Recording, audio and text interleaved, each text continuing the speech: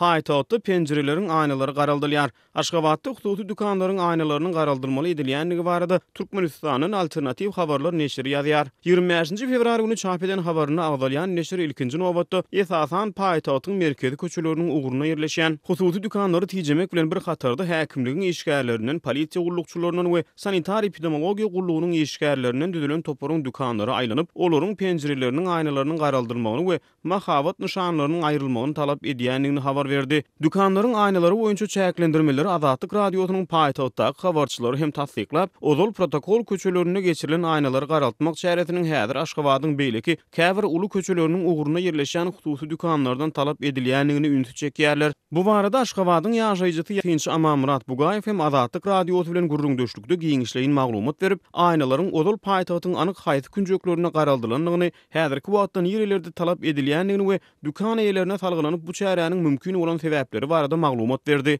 Häzir talap edilýän ýa köçeler bire Ahmet Ýasow köçesi var, bir demir ýoldan gaýrada. Inne şu Ahmet Ýasow köçesiň bir uzun köçelerin biri şäher demir ýolundan şu urunda ýerleşýän talap edilýär. Ondan öňkü Hudaý berdi, häzirki Atamrat Niyaz köçesi var. Şu köçede bir gunmatar bölegi, ýani Şeyh Dilekçide, şu otada elitizaylar hanımlar edildi.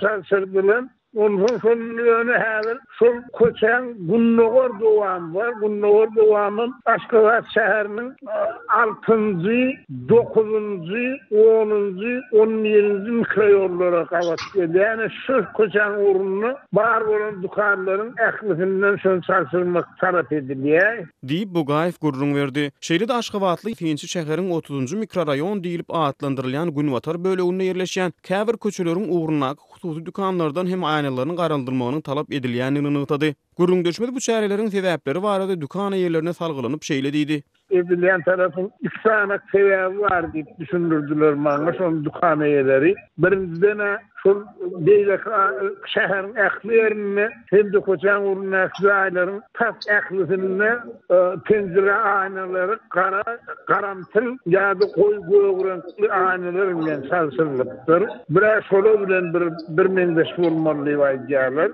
Diýip Bugaýew söhbetdeşliginiň dowamyny aýtdy. Aýnalary garaltmak çäreleriniň ikinji we iň esasy sebäbi barada gurrunga dowam edip Bugaýew dükanlaryň penjireleriniň daşyna howpsuzlyk maksady bilen oturdulan demir gözenekleriň goparylyp aýyrdylanlygyny, olaryň dükan penjireleriniň iç ýüzüne oturdulmagyny talap edilendigini, içerik dakyrmaly gözenekleriň şäheriň gelişigine öňoýsuz täsir etmeli däldigini, şol sebäpden hem aýnalaryň garaldylmaly edilendigini gurrun berdi. Aslynda Türkmenistanyň aýnalary garaltmak kampaniýasy täzelik däl sebäbi mundan ozal hem penjireler we aýnalar boýunça käbir üýtgeçikler giýirilip, hususan merkezi köçä bakýan ýaşaýyş jaýlaryna aýnalaryň görk görmegi barada käbir çäreler görülipdi.